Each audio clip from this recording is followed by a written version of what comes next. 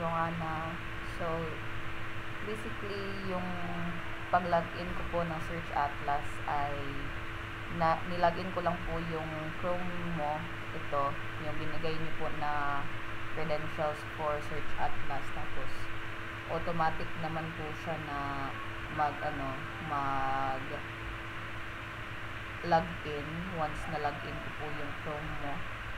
Tapos, yung paggamit nito is parang same lang din naman ng SEMrush at Ahref na maglagay ka ng link dito sa taas. Kagaya nito, yung Lennar, yung competitor ni Mazamuto. Nag-keyword research ako for yung competitor ni Mazamuto. Andito to, wait lang. Ito. 3 client competitors yung ginawan ko ng keyword research for Mazamoto gamit yung Search Atlas. Dito ko lang po nilagay. Tapos palitan ko lang po yung location depende sa kung saan nakalocate yung client. For example, Mazamoto sa United States. So, United States. And dito sa baba, makikita mo po yung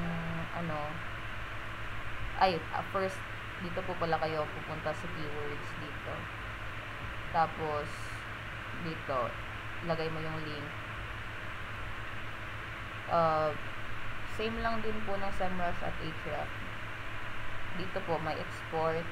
Tapos, pwede mo din po yun i-custom kung ilan lang yung cells na gusto mo na i-export niya. Type mo lang po dito sa custom dito. Tapos maglagay lang ng value, for example 500 ganyan, tapos export. So yun lang po yun ate, yung summary ko kung paano ko po ginamit yung Search Atlas. The same lang po kasi siya sa SEMrush at sa Ahref.